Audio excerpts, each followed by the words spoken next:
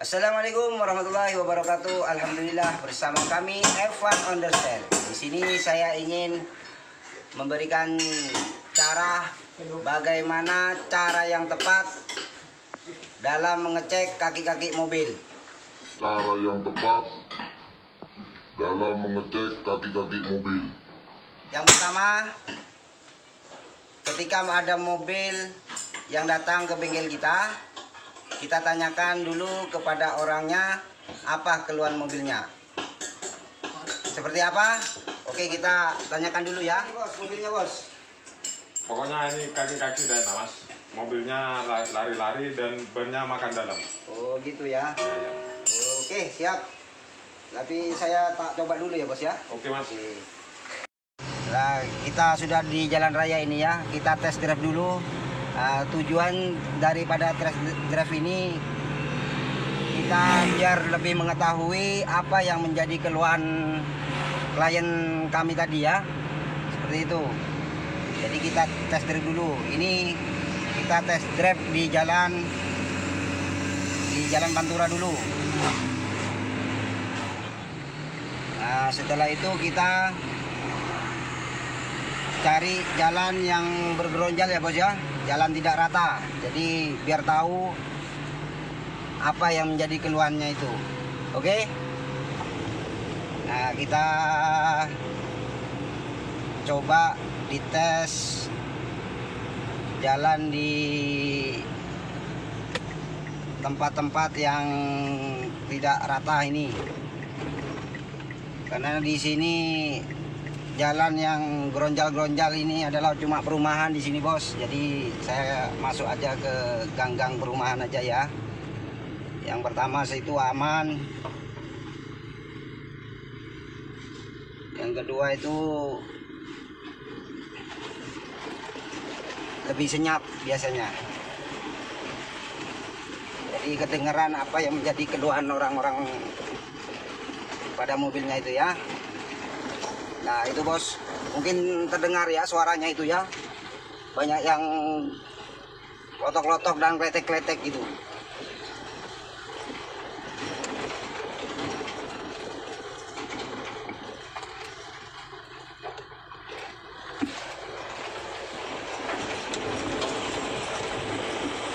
Wah, lari-lari nih, setirannya nih lari-lari nih bos. Mau nganan mau ngiri nih. Oke, tes drive di tempat yang tidak rata sudah selesai. Baru kita ke proses berikutnya, yaitu pengecekan kaki-kakinya. Seperti apa? Oke, kita ikuti bersama ya. Oke, ini udah nyampe bengkel. Kita lakukan proses pengecekan untuk kaki-kakinya ya. Bagaimana prosesnya? Ayo kita ikuti bersama ya. Nah seperti ini ya bos, proses pengecekan kaki-kakinya seperti ini. Nah kita lakukan pembongkaran satu persatu komponen-komponen kaki-kakinya, dari bodi joint, terotnya seperti ini. Ini banyak yang jebol ternyata ini bos. Ini link stabilnya ini jebol ini. Nah, ini. Dalam proses pengecekan seperti ini kita harus lebih detail bos. Kita lakukan jangan cuma hanya mengocaknya ya, tapi kita lakukan pembongkarannya. Jadi langsung dibongkar, kemudian kita cek dan memastikan benar-benar ready atau kocak. Oke, seperti apa? Nah seperti ini ya bos ya. Kita buka dulu satu-satu, jadi biar kelihatan nanti kalau ada komponen-komponen kaki-kakinya yang sudah perlu perbaikan. Oke, kita lanjut ke sebelah kanan. Nah ini yang sebelah kanan juga bos. Nah kita lakukan sama ya. Jadi kita cek satu persatu.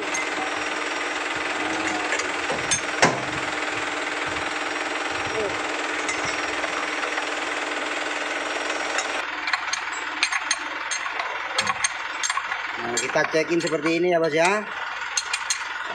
Oke, kita tunggu hasilnya bagaimana hasil pengecekannya dan apa saja komponen-komponen yang perlu kita perbaiki. Oke. Nah, ini hasil pembongkarannya, bos. Sudah kita ketahui yang bagian depan. Jadi yang kocak-kocak ini sudah kita ketahui. Kayak ball jointnya ini. Nah, kalau dicekin seperti ini kita lebih pasti, bos. Jadi tidak kira-kira ya apanya. Jadi kita sama-sama tahu langsung. Jadi kayak bos sentriknya kalau aman seperti ini, biar tahu fungsi daripada pengecekan dengan sistem pengecekan satu-satu untuk komponen kaki-kaki ya. Nah, ini juga, bos. Ini yang sebelah kanan juga seperti ini, bos. Jadi kayak gini, yang jebol-jebol seperti ini kelihatan ya. Nah, jadi kenapa kita lakukan pembongkaran seperti ini, bos? Tujuannya itu kita tidak kira-kira ya. Apanya itu bukan ilmu kira-kira. Jadi kita ilmu pasti.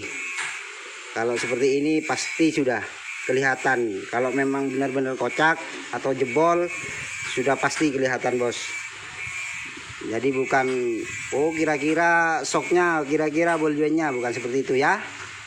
Nah, seperti itu ya, bos. Cara tepat dalam mengecek kaki-kaki mobil. Oke. Nah, sekali lagi saya jelaskan, cara tepat dalam mengecek kaki-kaki mobil itu ada 4 langkah ya, bos. Yang pertama, ketika mobil baru datang, kita tanyakan dulu kepada pemiliknya apa keluhan pada mobilnya. Nah, itu yang pertama. Yang kedua, sebelum kita lakukan proses pengecekan, kita lakukan tes drive dulu ya, bos. Nah, tujuannya daripada tes drive itu kita untuk memastikan